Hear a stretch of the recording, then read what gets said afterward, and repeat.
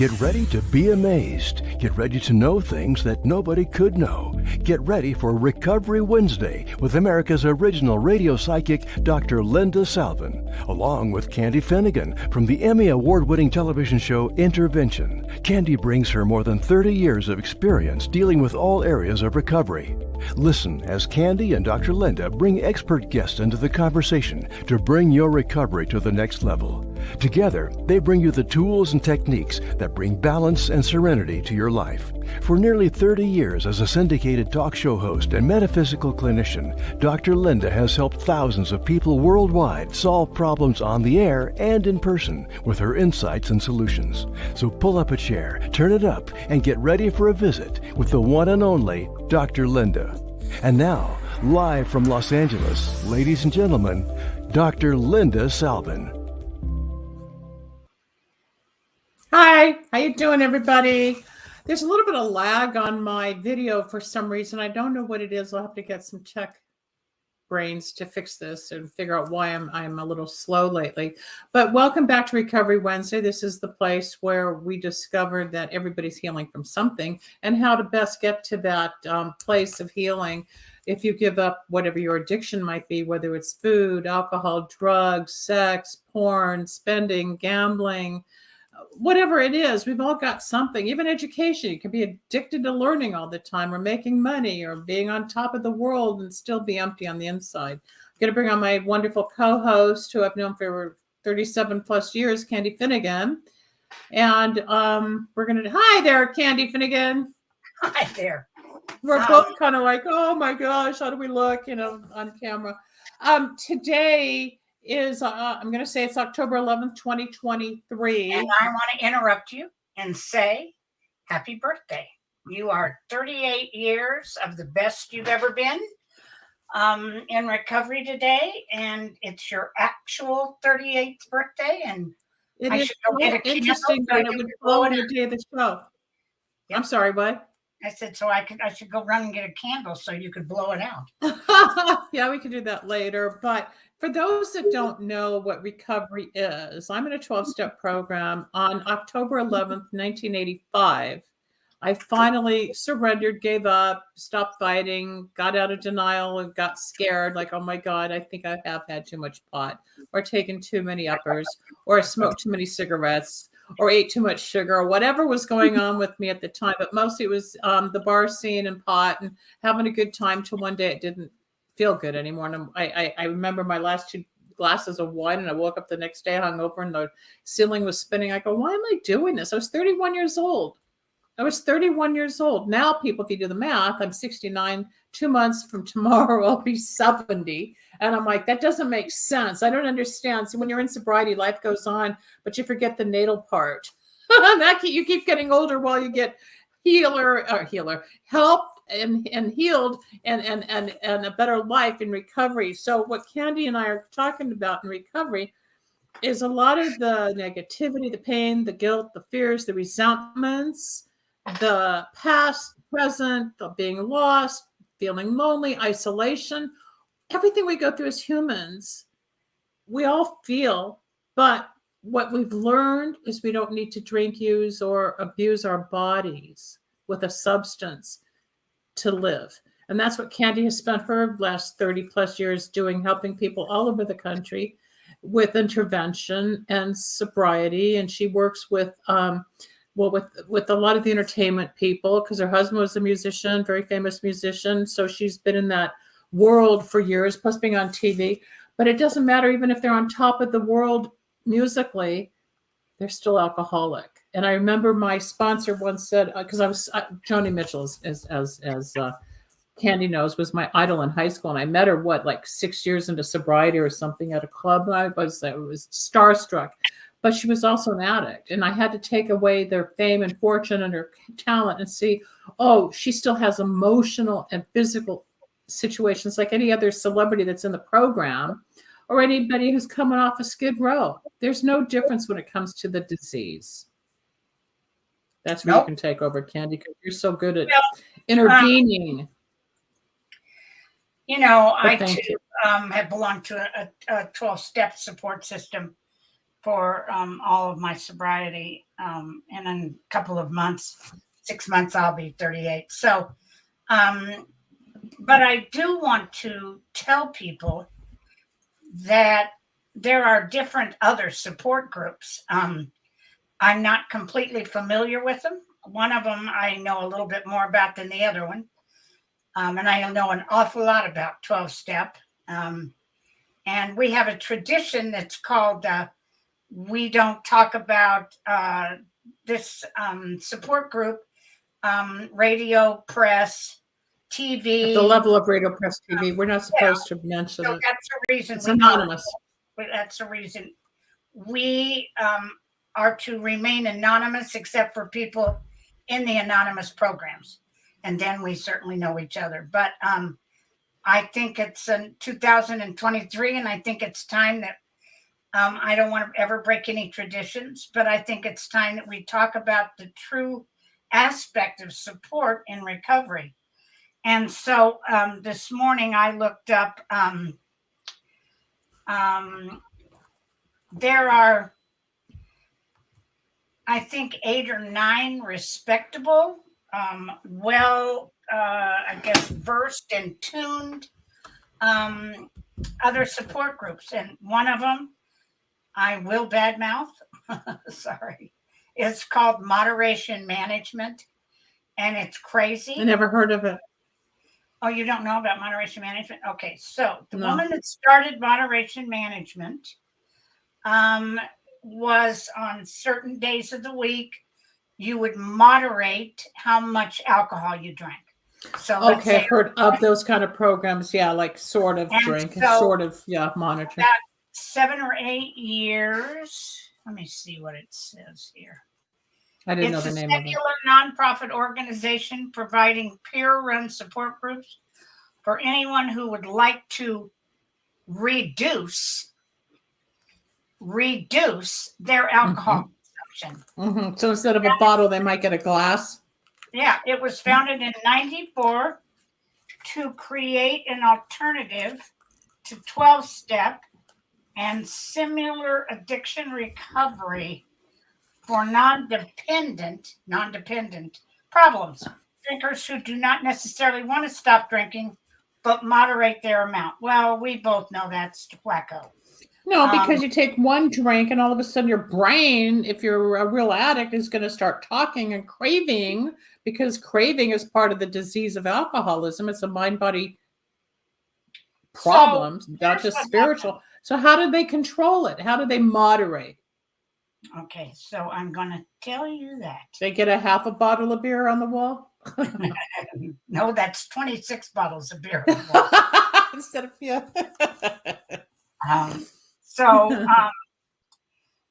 If you're watching people and you're on the live chat, please chat with us. I've been doing talk radio for 30 years and I am not used to this podcast without a chat. I am not used to not having an audience, and it is driving me bonkers.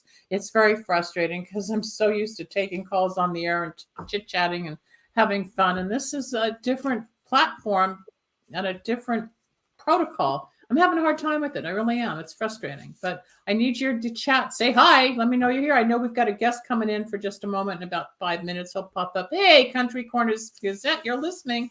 You're there. We need... let me see. I really... Let me look this up really quick. I can't remember exactly Moderation Management, but I guess there's a recipe to it. I never really looked too much into it because it certainly wouldn't have worked for me. I wonder if the person who created that is a half measured or had been in the program and figured out that maybe doing periodic drinking was a little bit better than abstinence from drinking. I don't know. When I decided, this is my experience, I ran in and out of those rooms because I started in another 12-step program that related to sugar. And then I kept going back and forth to the rooms for alcohol, but I couldn't relate because I never saw myself as alcoholic. But one day when I heard somebody talk about anything that affects you from the neck up, and this man was talking about alcohol, drugs, pot, cocaine, cigarettes, food, uppers, downers. And then I started crying like, oh my God, I understand. Because to me, the vision in my mind was an alcoholic was the dead, Okay, so down and out drunk on the street. Yep. you are going to laugh yourself sick. Okay. Individuals are introduced to what it means to drink in moderation. Moderation management sets drinking limits of no more than 4 drinks in a sitting. So say I'm sitting and I've got a glass and it's 8 ounces, or perhaps you're going to have 32 ounces of beer or wine or vodka or whatever. I can have 4 of those in one sitting. Doesn't say what the ounces are. Good Lord in heaven. So you're still going to get drunk. You're still going to get wired. You got to have a high tolerance. Wait a minute. Not to exceed. Oh, 1 5-ounce glass of wine contains only 7%. 1 12-ounce beer contains 5. 1 shot, if it's 80 proof. So you are not allowed to exceed 14 drinks a week. Yeah, Or okay. 3 in a sitting for a woman, not to exceed 9 because women are different than men, and no more 3 or 4 days of drinking per week. You people are crazy. That means periodic drinking. They're still going to white knuckle it. They're still going to crave more. They're still going to periodic drinking.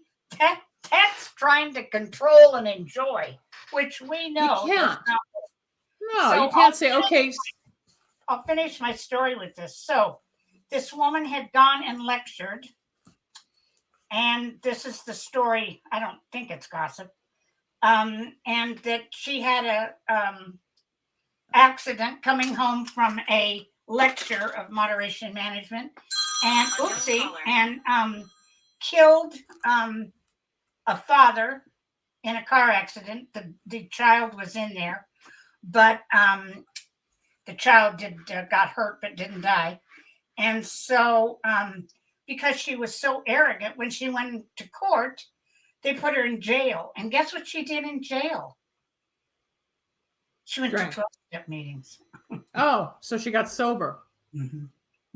See, I was trying to figure out if she knew about 12 steps prior to writing at a meeting. She was drinking after she went to a management and then got in the car. But I think my question was before if she had been to 12-step prior to creating the new format to make it work her way, and then she realized it didn't work her way. She didn't hear her story. She heard, I did this and I did that, and I drank a bottle of vodka and I drank 3 bottles of wine. She thought, oh, I never did that. So as we always do, she created her own program because she's so smart.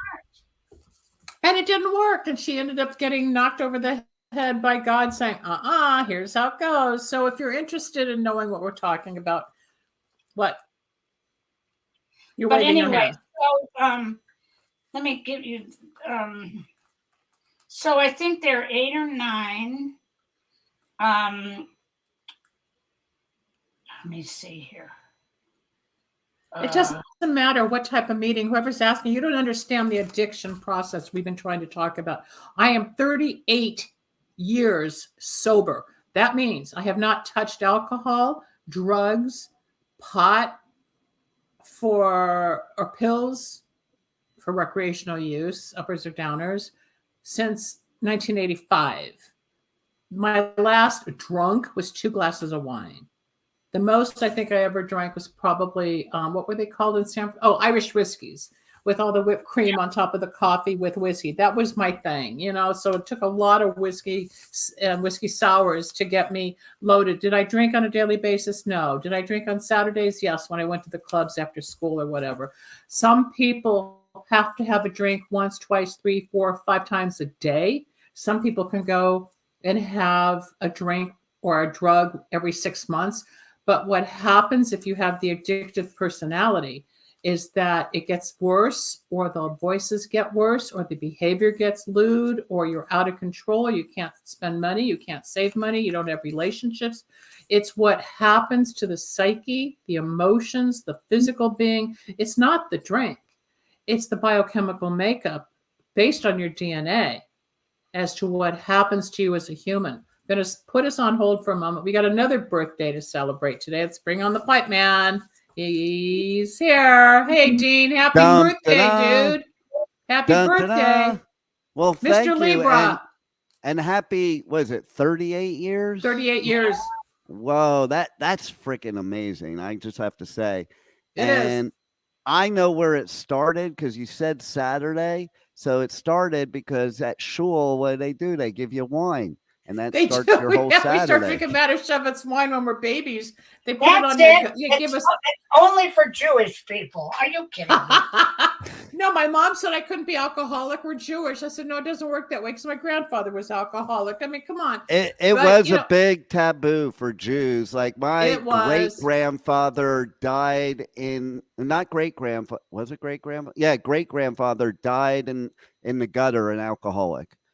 Really? And that was in a time where, Jews weren't you weren't allowed to be. No, we don't drink. We could have Manischewitz wine for Passover and Shabbat, but you can't drink. But yet it's all over the Torah about drinking. Like it seems like the Jews, that's all they ever did back in biblical times.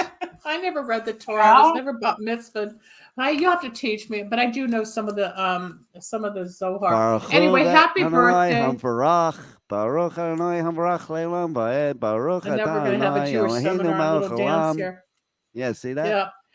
A friend of mine who's a musician who I had on my other show, who I will bring on the Starlight Cafe, I'll bring him back. He is, now it's not bad habits country. You don't understand. This has nothing to do about habitual behavior. This is a disease. That's why we do this. Alcoholism, compulsive eating disorders, drug addiction, fentanyl, pot. I thought it was interesting how you said before, like you haven't done any drugs, and then you said, and you haven't done pot, like separating the two. And I think because it is in the program they do separate. Yeah. Well, because smoking dope is still mind altering. Say that Say again. what? Pot wasn't a drug. Sorry, it is now, but it wasn't. It is. It is kind of ridiculous now. The legalization has made it a drug. Well, the legalization has made it a drug because it's way more powerful now. Oh my God. You don't have any idea. You talked about the THC levels. Yeah. And then they do all these weird other things. Like there's all these weird things. You have all the edibles, of course, but then they have this thing called dabs. And people that do dabs can't even smoke pot anymore because it doesn't do anything for them. Dabs is oil, and I'm very familiar with all of this because I never did an intervention on a pot addict in my life up until 5 years ago when the psychosis started kicking in from dabbing and this really strong, what they call, Kush, the old Kush, and the psychosis looked so much like meth. It's frightening.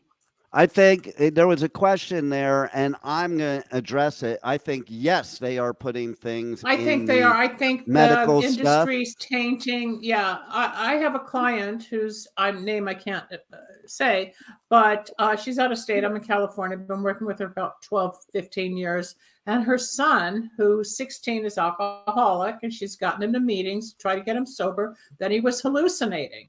And she wanted to know why he's having these bizarre dreams and hallucinations, and was it the alcohol? Well, so I went to Candy, and Candy went to one of the doctors she works with in the profession. They asked a few questions, and was he smoking dope? And I went back, and she said, of course. I said, but what's he doing? Because the THC levels are so high now. He became psychotic smoking dope. It wasn't the alcohol she thought, even though he's got the alcohol addiction, but the pot that he was smoking 2 months ago was so heavily laden with THC levels, the guy was hallucinating. That's the problem today. It's very strong. You can't say it was latent. with THC. THC is a part of the process of cannabis and cannabis. Well, we don't know how much the levels were, but that was high levels to make him hallucinate. Right, but that's how they're making it. It is, honest to God, all organic. It's just like anything else the government gets their hands on. They're making it stronger so that they can make more money off of it. And they're, they're going to put stuff in it. And I don't mean like they do in cigarettes, but maybe it's something similar to make it more powerful. It's all cut. It probably is.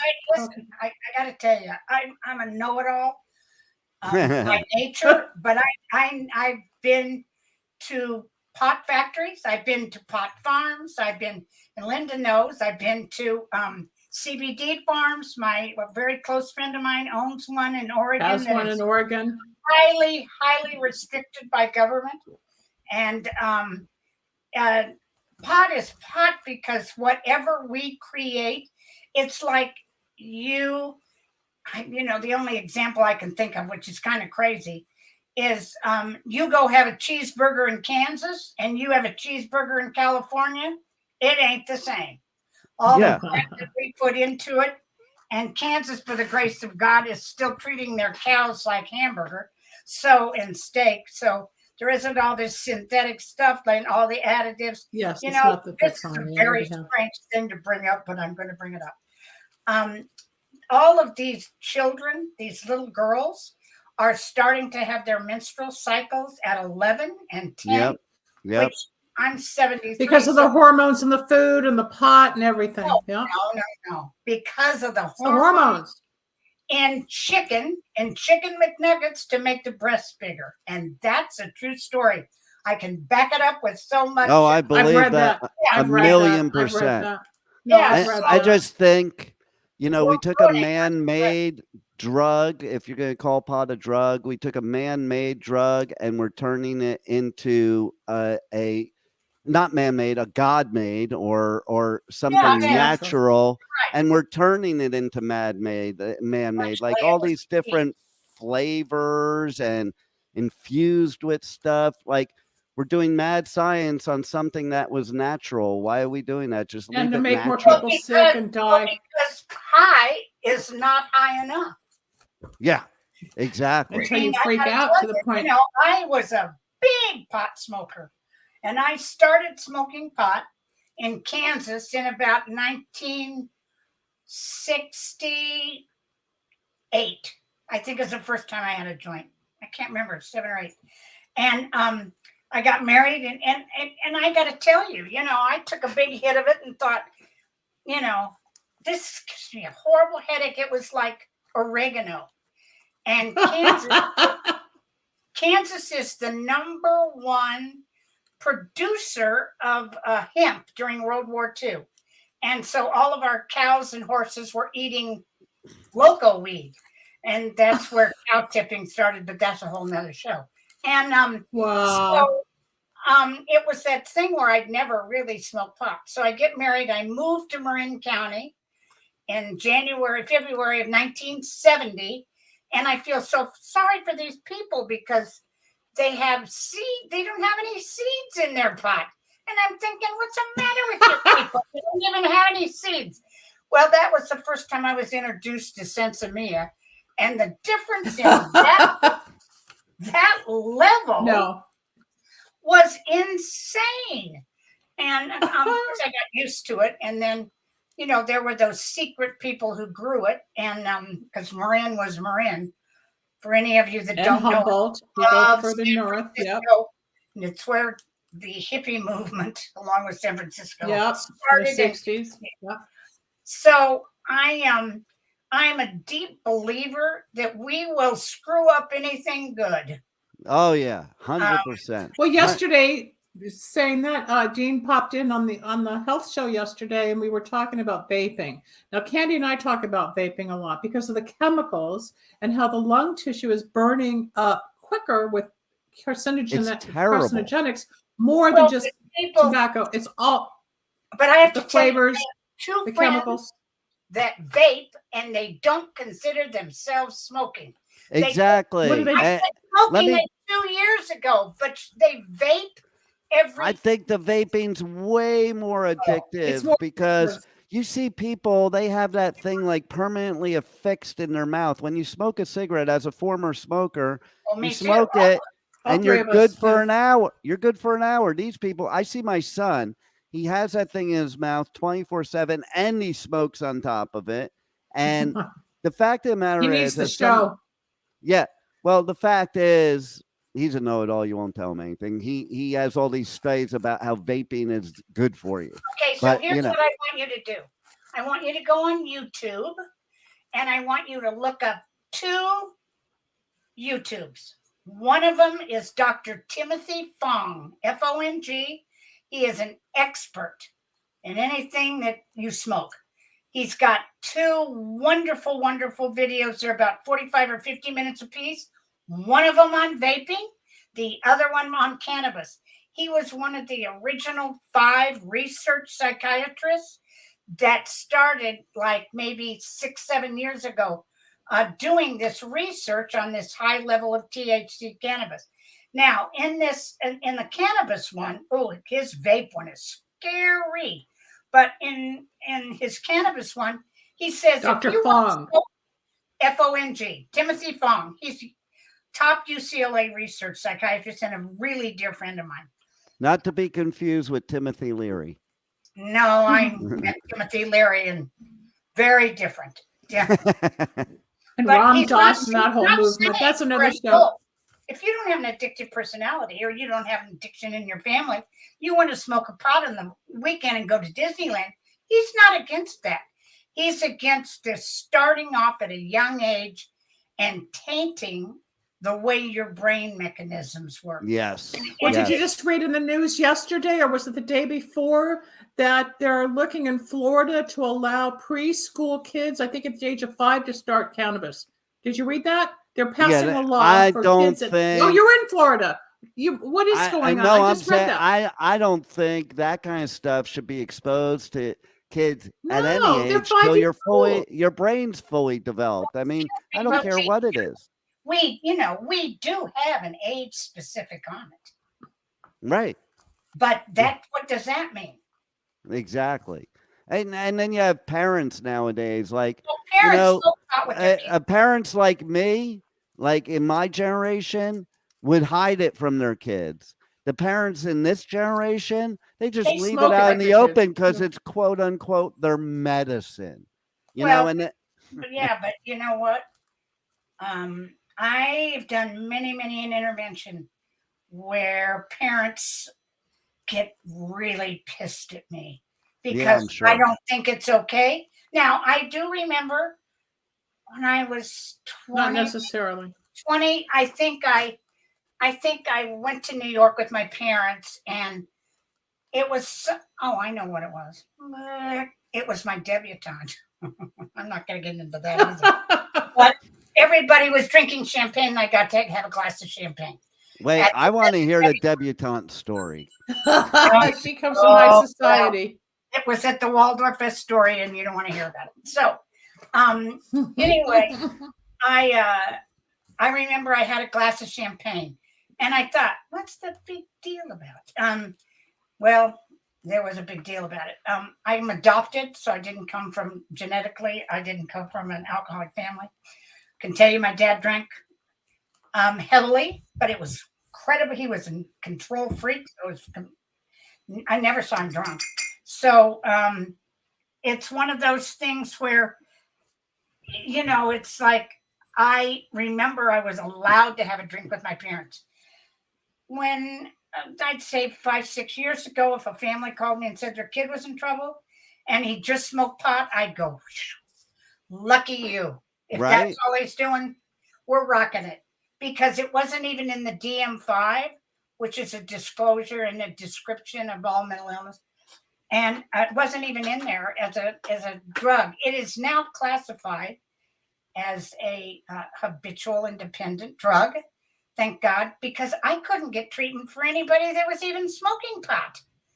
There was no such thing. You call some treatment center up and go, hi, I'm doing an intervention and I'd like to know if my client could come in. They'd go, what's he doing? I go, well, he smokes pot 52 times a day. They go, I'm sorry, we don't take pot. Now they've changed their mind. Now they're looking at it differently. Horrible. Yeah, it's different. But the worst part of it is this vaping that you're talking about and dabbing. Yeah, the dabbing is so strong. The dabbing's so strong that people that dab can't smoke real pot because it does nothing for them. Like it gets them. I've been around the drug scene a lot. Stop, both of you. I've been around this scene a lot. I've done drug counseling. I put together a drug abuse program at one of the local colleges. I started my first joint, as Candy was saying, my first joint was Christmas break of 1968. I was 14, a month before my 15th birthday, and I drank and used for 19 years, and now I'm sober twice that. But what is dabbing? I don't know what that is. Thank God freebasing happened after I got sober. Thank God I missed a lot of that. It's kind of like the freebasing of marijuana. It's like this wax. And they use a propane thing. Like you could blow yourself up with it. It's He's like talking about it right now, country. And they're smoking this wax that's like, is it still pure, through like a bong or just they do it through something like almost like a crack pipe. It's like it's pretty insane, and it's just pure THC is what it is. Here's our definition. Learn something new every day. I don't want to be around the drug. We're covering in and outs of dabbing. If you're a THC enthusiast, I like that. Right. Yep. Then you're surely heard of dabbing, but you may not have ever tried it. Using flower is a lot more straightforward than using the concentrate of any kind. And the entry into dabbing may seem like it's got a higher barrier. We're here to tell you that it's not nearly as complicated as it looks. Dabbing is another method of THC consumption derived from the name of the product being consumed, commonly known as a dab. Dabs are pure THC concentrate, and there are a fair so it goes right into your lungs because you're inhaling it. You're ingesting it. You're inhaling it immediately, so it's right in your blood and your lungs, right? Along with butane. You're inhaling it along with butane because you have to use a butane torch. Yeah. A torch, not a lighter, a torch, as if you were welding something. So this says that the concentration is between 60 to 90% in THC strength, making them very potent. So it says the different solvents. The most popular today are butane honey oil, carbon dioxide, ethanol, and isopropanol alcohol. The extraction method leads to a different texture and level of concentration. Okay, stop right there. So I want to know what the symptoms are when they're getting that loaded, because I know, and Candy knows, that I bought some CBD oil for the tincture. I just wanted to relax a little bit, and I figured at 37 and a half years, I'm not going to be getting loaded, but I took a few extra drops, and I was loaded for about 8 hours. I had to call a friend of mine. He goes, Linda, you took too much. But it's so powerful. It was frightening. I just knew to let it happen, and the hallucination and the voices and everything. But if you go online, it even says if you had too much, just take some aspirin and enjoy the trip. That's what they tell you to do, because you will come down. A lot of people can't tolerate it. They don't have the experience or the awareness to understand what's happening to them psychologically as the trip happens. So these kids with this dabbing and everything, you just mentioned butane, and I said that there's two different things. There's oils, which is dabbing, and then there's waxing. And waxing is and that's not just your legs. The highest amount of THC percentage is waxing. You were right. And then there's shatter. Oh yeah, shatter. What's that? Another process? It's waxing and oils together. Yep. And it's like hybrid. Distillate, which is waxing. How do these people function? Well, it's like everything else nowadays. Like, okay, so because I have 4 kids, I remember saying to my bro, I'm like, man, these kids nowadays, they're doing drugs we'd never think of. And he said, I doubt that. But I'm telling you, like, we didn't mess with that. No, and they I didn't even hear about it. They do these mixtures. Like I was at a festival this weekend doing radio coverage, and there are people there that do this thing. I think it's called candy or something like that, where they're mixing LSD with ecstasy. So LSD with MDNA and taking that all at once. Yeah, but MDNA doesn't exist anymore. The pure shit is long gone. Remember the old time it used to say it was a little bit of heroin and a little bit of cocaine and a little bit of this, and MDA was all synthetic. Where, by the way, heroin and cocaine were not. They just make shit up and it's legal, and then they won't get busted and they'll go crazy. Ta-da! Wow. And people, Okay, let's go back. Now that we've got, Oxy. Hold on, Dean. Now that I got that, and then your oxycodone, and then you've got your fentanyl. I mean, there's so much. The drug industry will never really go away, even though it says, keep your kids off drugs and everything. It's big business, cartels, pharma, even pot. I asked my dad to invest. Started, by the way. Do you know where this escalation started? It's when we started the war on drugs. Legalized. The minute the war on drugs started, it got worse, and it's been worse ever since. That was Nancy Reagan, and that was back in the 80s. And let's bring it down because just say no. Yep, just say no. And just to us teenagers, that meant just say yes. Just go for it. Yeah, when I was at the campus and trying, that's not true at all. People do die from overdose of weed. It depends on the THC levels. Yeah, they're so stoned they walk in the middle of the street, don't notice, and get run over by a car. The pot itself won't kill you. Anyway, their behavior kills them, but the pot doesn't. No, the pot doesn't. Just like nobody's ever been killed by LSD. They get killed by jumping off of buildings. One person. Oh, really? Pigpen from Grateful Dead. Really? Yep, because it was cut. Well, that's. But there were also articles, and it could have been that it was cut LSD of the people. I remember some hospital, either with Stanford or San Jose. I can't remember. Up Northern California, they had a whole ward of people who had freaked out and lost their mind. Really had a break. It was at San Francisco. Up at Stanford, up in that. And what was the big thing? And they had a whole ward. Of the people who had psychotic breaks from acid. Yeah, well, that I've seen firsthand because I had friends that used to go in high school on with the Dead for the summer and would come back and just like brain was fried, But deadheads. Huh? I said real life deadheads. Yes, exactly. And then I think it's kind of interesting. Like all the people that take acid has always been cut that I know from my life. Cut with arsenic. Like you're literally taking poison on purpose. And it's the same thing in cigarettes with strychnine and everything. But everything is cut. But even the PAM spray for your pans to cook, it's all butane. I was just listening to a show on the butane. But it said butane as well. Oh yeah, I used to love going into they would snort from the can and I used to love going into Ralph's supermarket and taking the whipped cream and hitting it. That's nitrous oxide. Didn't you do a show? You did a show, an intervention with a sniffer, didn't you? Talk about sniffing for a moment. Yeah, the aerosol. She used computer cleaner. Oh, that's right. I remember that. You know how many friends I had in high school? Wait, Dean, let her talk. Dean, let her talk. Let her talk about this segment she did on intervention. I remember this woman was walking through this. She must have been a hoarder because it was a packed up house, and she was weaving in and out of boxes and having her little aerosol just around the can. Yeah, she they've been constantly by the case. Unbelievable. Yep. Did you get her into treatment? She graduated with a master.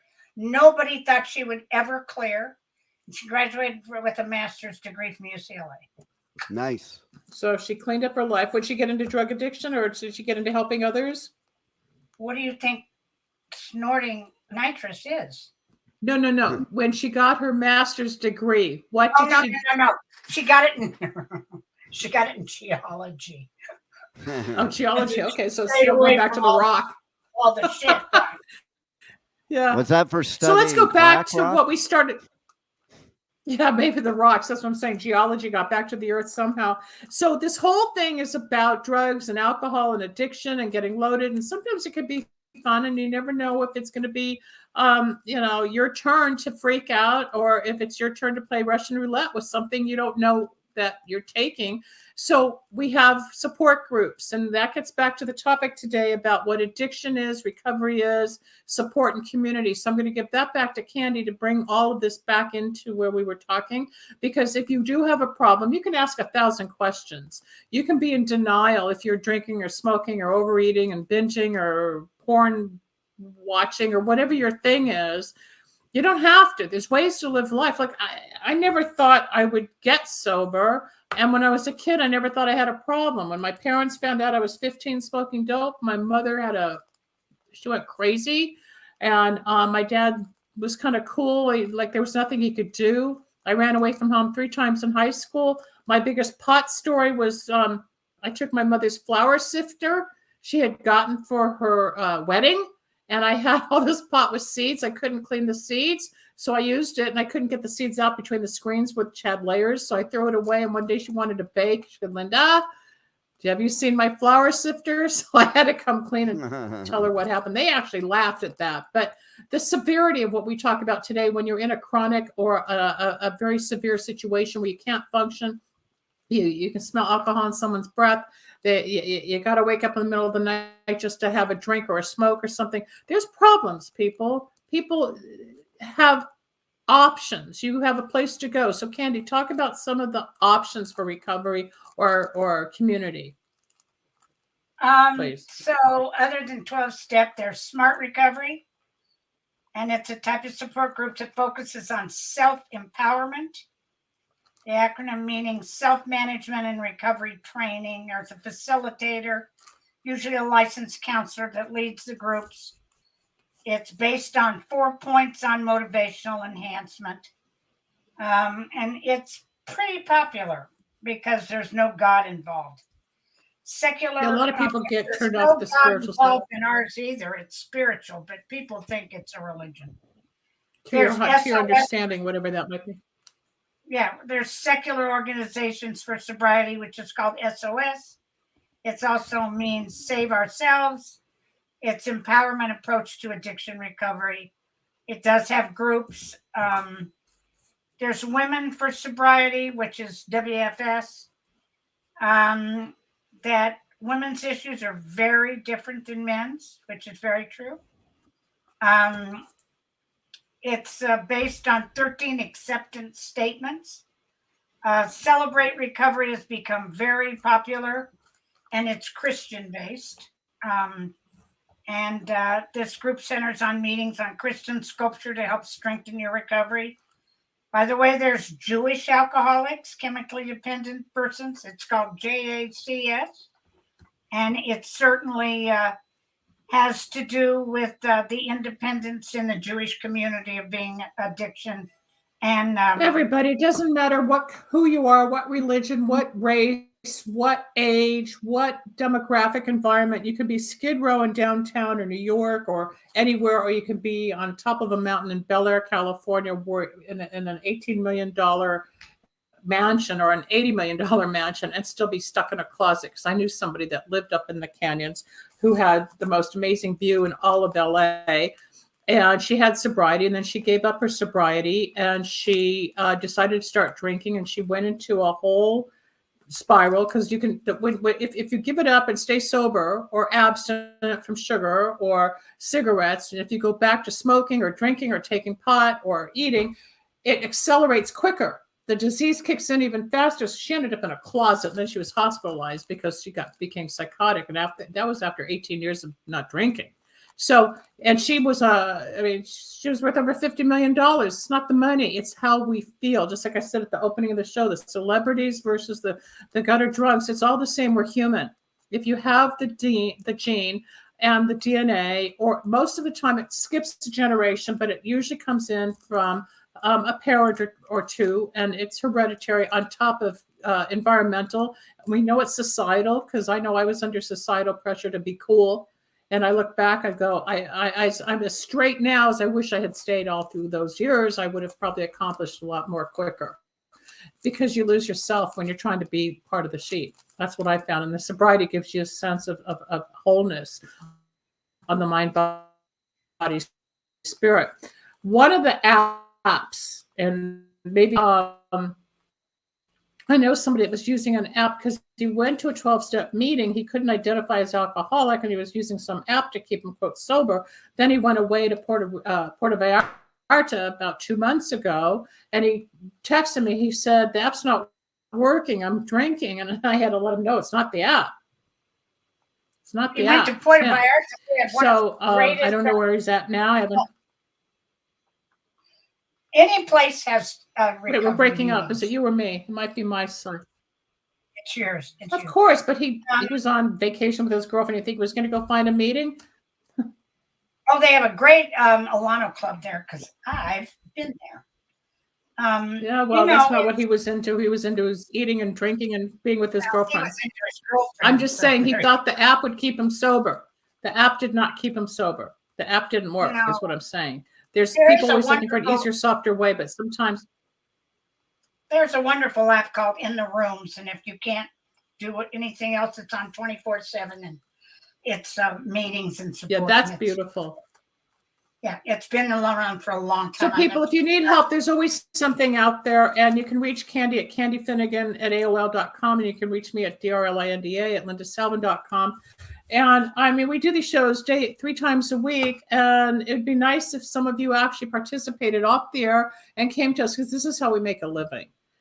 This is how we make a living. I've done radio 30 years. Unfortunately, like I said, it's not interactive like I'm used to in a talk show. So we're putting out the information more on an educational podcast form, hoping to get the message across that you're invited to consult with us. It's all private. It's not public. It's all very secure. And it's part of our HIPAA compliance as well. Everything's anonymous.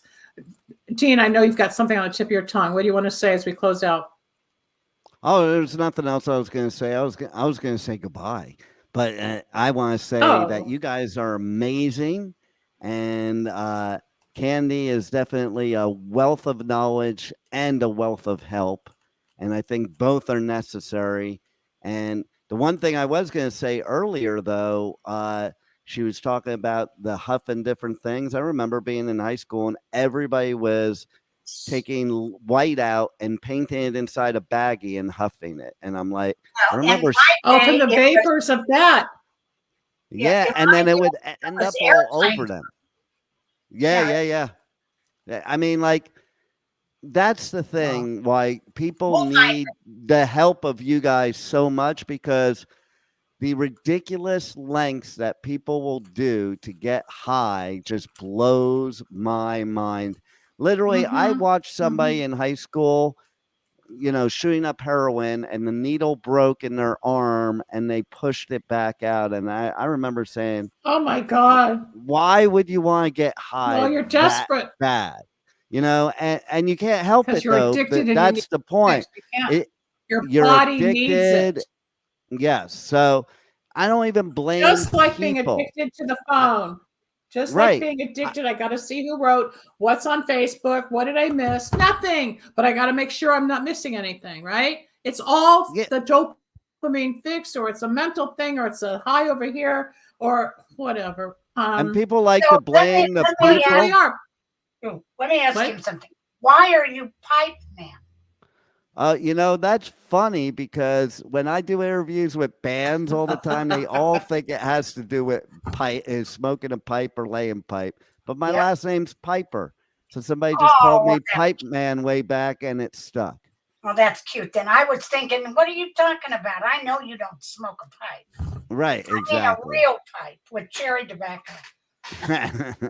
Yeah. I was a tobacco smoker, Marlboro Reds, for 36 years. I never liked a pipe or a cigar. I can't stand either one of them. I'm a cigar smoker, and I have been for 32 years. I can't smoke a cigar without inhaling. That's the problem, too. Then you're not smoking good enough cigars. Well, because All right, you two can talk backstage. We got to close out. Never mind that. It's time to end the show. This was fun, you guys. Thank you. Happy birthday, Dean. Happy 38th birthday. Happy 38th birthday. 38. That's more important. Yeah, that's you. 38 Happy 38. Yeah. Yes, to me, that's a birthday. That's a more important birthday than a birthday. Happy birthday to both of you. It is by going. Yep. Well, yours is coming up, and we'll celebrate. Maybe it'll be on a Wednesday, but we'll do a show. Anyway, this is the end of the Recovery Wednesday show with Candy Finnegan and, of course, the owner of the station, Dean. And happy birthday, Mr. Libra. I am Dr. Linda Salvin. Tomorrow, I've got my guest, Fred Missman, who gave me my start in FM radio in 1994. He's also an astrologer. You're going to want to see that show. I finally got him on the air. We're going to say goodbye. And we'll see you next week. Bye, everybody. Thanks. Tell your friends about us. We're on YouTube. You guys are rock stars. Thanks for joining us. We hope you enjoyed Recovery Wednesday. You can reach. Thanks for joining us. We hope you enjoyed Recovery Wednesday. You can reach Dr. Linda at 888-509-1077 or at lindasalvin.com. And Candy Finnegan at candyfinnegan@aol.com. Need a breakthrough of your own? Ready for answers or insights nobody else has? Reserve your own one-on-one in-person chat. Dr. Linda isn't just for other people. Dr. Linda gets results for you. And it's easy. Contact details are on screen now. Just click on lindasalvin.com or call toll-free 888-509-1077. That's lindasalvin.com or toll-free at 888-509-1077.